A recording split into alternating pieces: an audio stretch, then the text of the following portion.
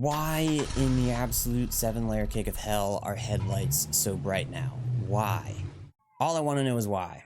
So I found out. And I found out what we can do about it too. Stick around for all that and more as I tell you about what the actual is going on and why we're all being blinded every single night of our lives anymore. Because we all desperately need to deal with this before the road consumes us. I, for one, am a road rage vampire. When the sun goes down and the headlights come on, the beast inside me bursts from its coffin and comes to life. Everybody knows that vampires hate light, and so do I. Headlights. Thankfully, there may be a way to put the monsters inside us all back into their coffins forever. So let's talk about how it is we got here. You're definitely not imagining things. Headlights are brighter now. I guess I should have started there.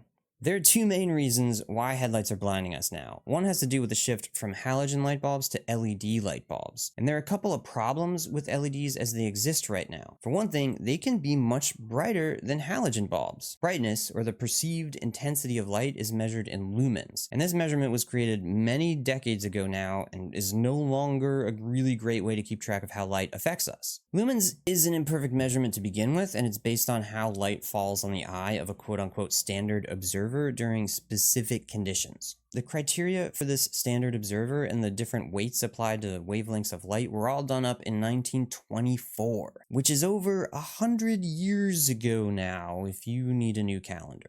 There are also several characteristics of LED bulbs that make it harder to keep track of how bright they actually are using lumens. LEDs have a lot less loss of light because they're much more efficient and the light isn't absorbed or diluted as much. They have a much more highly targeted beam capacity, and their brightness is tested differently, so the comparison involves a lot more guesswork. They also tend towards the blue end of the spectrum, and the hue is really important when we're talking about how our eyes perceive brightness. Halogen bulbs emit a much softer yellow light, which not only are we more used to on the road, but these softer yellow lights are less physiologically stimulating for the human eye. LEDs are much more bluish white than the yellower halogen lights that we used to have populating the roads. Even when an LED bulb has the exact same lumen rating as its halogen counterpart, or sometimes even lower, we still perceive it as brighter because of the color that it is. On a physiological level, our eyes register this bluish white as more important to keep track of, and therefore we process it more fully because it's deemed alarming. The same concept goes into lighting design in homes versus office spaces. You want to be awake and alert at the office, I think, but not in every room of your home. Warmer lights are often recommended for living spaces and bedrooms because they're said to be more relaxing. Because LEDs are brighter and just primally terrifying to our scared little animal brains, they're supposed to be aligned correctly, as in aimed away from the eyes of other drivers and onto the actual road that you're trying to see. When was the last time you ever heard about anyone getting their headlights aligned? It's supposed to be done as part of your regular maintenance, but I think unless you know to ask for it, it's just not going to be done. A compounding issue that goes right along with this is that the general height of vehicles on the road is increasing. Every single car is an SUV now. I giggled to myself the first time I saw a Porsche SUV, but then not too long ago, I saw a Ferrari SUV. Sports car SUVs definitely give off the having a midlife crisis, but still want to be a family man kind of vibe. The vast majority of new car sales in the US are SUVs or trucks. That means that most every vehicle on the road could be shining their headlights right through the windshields of all the sedans that are still out there fighting for space against these monstrosities. We actually have Congress to blame for the rise in monster cars on the road. In 1975, they enacted the Corporate Average Fuel Economy Standards, and for some strange reason opted for two separate categories of vehicle instead of just one. So we have one standard for smaller or regular cars, and a separate standard for a category they called light trucks, which, you guessed it, includes SUVs. They've since updated the gas mileage that vehicles are required to meet a number of times, but for some reason, they've never done anything about the separate categories. So car manufacturers make more SUVs because there are lower hoops to jump through to make them, and there's less bureaucracy, and they can charge more money for more car. And all those things equate to larger profit margins and more incentive than making regular cars that aren't small space stations rolling down the road. By 2002, half of all new vehicles sold in the US were in the light trucks category, and right now, that number is at 80%. Headlights are the terrible way that they are today due to a number of technological advancements, combined with a couple of stakeholder organizations that have a lot of influence on vehicle design and regulations. One such organization is the National Highway Traffic Safety Administration, which is supposed to set the standards for these things, like the allowable brightness of headlights. But since LEDs came about, and we can't really measure them as well as halogens, we have a lot of third-party illegal lights on the road and not a lot of political capital to do anything about it. There are also no federal safety regulations that take into account anyone outside of the vehicle, just the driver and the passengers on the inside. So yeah, the lights are outside, pointing outward. Also a factor in this is the Insurance Institute for Highway Safety, which is an insurance-backed nonprofit that provides safety ratings and recommendations for potential car buyers. They make their top safety picks and then their weirdly incomprehensible top safety picks plus. It's like safer and more safer, I guess. Back in the day, they were the first organization that anybody cared about to rate halogen bulbs very poorly. In fact, just 2 cars in 2016 inspired them to log a positive rating when it came down to the headlights. To be fair, this is because halogen bulbs are not great as headlights and never have been. They diffuse too much light and you can actually, if you're driving fast enough, outrun the illumination of the road.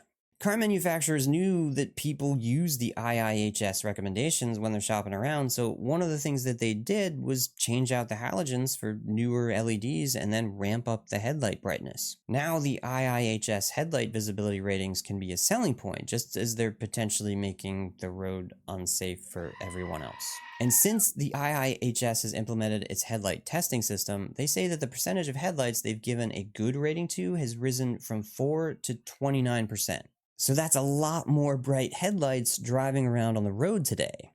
Yay, capitalism. It is worth noting that right now we don't have any data to suggest that brighter headlights are dangerous for other drivers on the road, but that's because no one has really looked into it yet. Lots of industry peeps point to one particular study from the IIHS that says that there's been a reduction in accidents due to better visibility.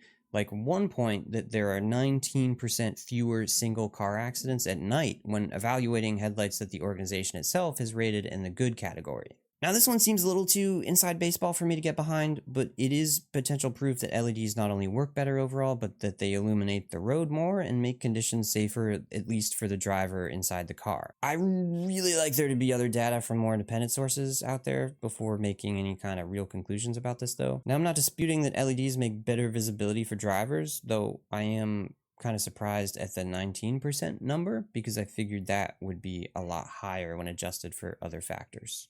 Now on to the good news. If you hate what's happening to us on the road each and every night, there are some things you can really do. So let's learn about how to save ourselves and save each other from the terrible road rage vampires inside us that are being blinded and murdered by the glow of ethereal light from what appears to me to be the great beyond. There is an amazing bit of new technology out there that just completely solves this entire issue. It's called adaptive driving beam headlights, also called smart headlights. And by new, I mean that it's at least 10 years old and has been in use in Europe for that whole time, but a random US regulation passed in 1967 called the Federal Motor Vehicle Safety Standard number 108 made it impossible to implement here. The National Highway Traffic Safety Administration decades ago said that headlights here had to have a dedicated high beam and a dedicated low beam. So manufacturers just couldn't put adaptive headlights into American cars because adaptive headlights aren't made up of single beams.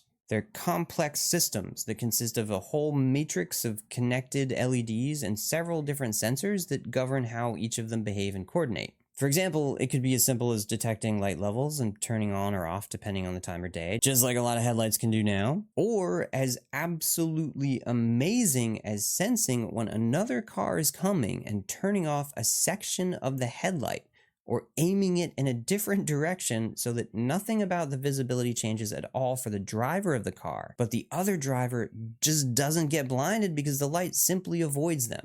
That is so cool. Another thing these headlights can do is turn corners. So when you're rounding a bend, the lights move to follow the road instead of just uselessly pointing straight in front of you into the woods or over a cliff. These adaptive headlight systems have been allowed as of 2022, but it's going to take a long time for them to get on the road in good enough numbers to see a real difference. I, for one, could not be more excited about this. If you're buying a new car, then this is a feature you definitely should be looking out for. But if you don't happen to have $1 bazillion to drop on a brand new car with adaptive headlights, there are still some things you can do to alleviate the road rage, even without the smart lights. The number one easiest and best thing you can do is to make sure that your own headlights are aligned correctly. Just do this during your regular maintenance appointments. Ask them if they can point your headlights at the road instead of into other drivers' eyes. If you're driving a big SUV like almost everyone else in the US, then you're probably going to notice other cars slowing down in front of you sometimes because they literally can't see shit and are just trying not to die. And SUV drivers are probably thinking they're just being dicks and brake checking them, but they just don't want to crash into the giant blurry wilderness in front of them because that's all they can see. If you've ever had this experience before, now you know why. The other thing you can do on the receiving end of the light at the end of the tunnel is to try to keep your windshield as clean as possible. The major issue with really bright headlights is the glare effect that can happen as it reflects off of all the globs of gunk and foggy miasma that covers your neglected road shield. I picked up one of those newer graphene windshield coatings that streak the hell out of my windshield so that when these lights come by, it's like all I'm seeing is when the Millennium Falcon is flying through hyperspace. So I recommend not doing that. I also recommend that you keep your windshield clean and streak free and don't use random weird cleaners that are probably disintegrating all the glass parts of your car. Keep your windshield so clean it looks like the crystal lakes of Avalon. So crisp and clear a lady could hand you a sword through it and make you the King of England. So yeah, headlights are blinding us all now because LEDs have taken over the roads. And they can't be neatly measured in our current Lumens measurement system, and the blue side of the spectrum is uniquely more intense to our eyeballs. So even if they're supposed to be less bright than halogen bulbs, we'll still see them as brighter. And there are solutions out there, like adaptive headlights, but our uniquely American rules made it so that we're now 10 years behind the rest of the world on that. Hopefully that'll start changing very soon. Make sure to clean your windshield, and just don't hope that it rains soon, like I do.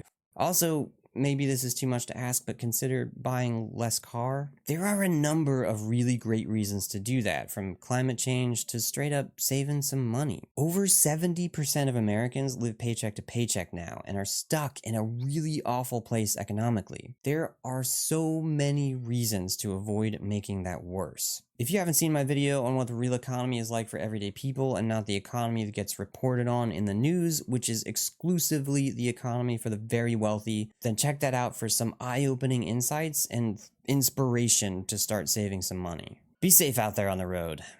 Don't go towards the light. If you make it home okay and you get to see my next video, I'll see you over there. In the meantime, remember to do some good wherever you personally can in your own little sphere of the world.